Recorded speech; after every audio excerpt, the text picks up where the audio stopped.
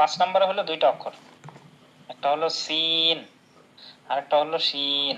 দেখেন একদম সিমিলার। আমরা সিন শিন দেখতে একরকম, তাই না? এখন সিন শিন চিনবো কিভাবে? সিন শিন চিনার উপায় হলো এই যে ছোট ছোট দাঁত, এই যে দেখছেন এখানে 3টা দাঁত। শিনের ক্ষেত্রে দেখেন এই যে এখানে ছোট ছোট 3টা দাঁত আছে। এই দাঁতগুলো দেখে আপনি ধরে নেবেন সিন অথবা শিন। সিন হলে কোনো নোক্তা থাকবে না, আর শিন হলে তখন 3টা নোক্তা থাকবে। ঠিক আছে, একটা হলো সিন আর একটা হলো শিন। সিন এবং শিন, সিন এবং শিন। আমার হলো 4টা অক্ষর, সদে, বদে, প এবং জ, 4টা অক্ষর। এখন আপনারা তো সবাই বুদ্ধিমান, ধরে ফেলছেন হয়তো যে 4টা অক্ষরের মধ্যে সিমিলারিটি কি। আরেকবার একটু খেয়াল করেন তো 4টা অক্ষরের মধ্যে সিমিলারিটি কি আছে, মানে 4টা অক্ষর দেখতে কোন জায়গায় সেম।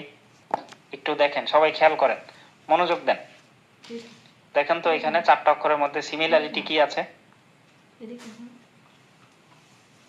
এই তো মাশাআল্লাহ, আপনারা ধরে ফেলছেন। 4টা অক্ষরের মধ্যেই এই যে এরকম একটা চিহ্ন আছে, সদেও আছে, বদেও আছে, ততেও আছে, জতেও আছে, রাইট? 4টা অক্ষরের মধ্যেই কিন্তু এই চিহ্নটা আছে। তাহলে 4টা অক্ষরের মধ্যে সিমিলারিটি কি? এই চিহ্নটা। তো কখন সদ হবে, কখন দদ হবে, কখন ত হবে, কখন জ হবে, আসেন এবার আমরা শিখি। একদম প্রথমেই যদি এরকম ফ্রেশ এই আইকনটুকু থাকে তাহলে এটা হবে সদে। যখন এই আইকনের উপরে একটা নোক্তা চলে আসবে তখন হরফের নাম কি? বদে। যখন এই আইকনের উপরে একটা দাগ আসবে কিন্তু নোক্তা আসলো না, জাস্ট শুধু একটা দাগ যুক্ত হলো, তখন এই অক্ষরটার নাম কি? ত। আর যখন এই আইকনের উপরে একটা দাগ প্লাস একটা নোক্তা আসলো, এখন হরফটা, তাহলে সদ, দ, ত, জ, 4টা অক্ষর আমরা শিখে ফেললাম সুন্দরভাবে। ঠিক আছে, স্ক্রিনশট দিয়ে নেন অথবা খাতায় লিখে নেন, যার ক্ষেত্রে যেইভাবে সুবিধা হয়, যাতে ক্লাস শেষে আপনি প্র্যাকটিস করতে পারেন। কোরআন আপনি 7 দিনে শিখবেন না 7 মাসে শিখবেন না 7 বছরে শিখবেন, এটা পুরোটাই আপনার উপরে নির্ভর করতেছে। আমরা এই 7 দিনে পুরোটা কমপ্লিট করে ফেলবো।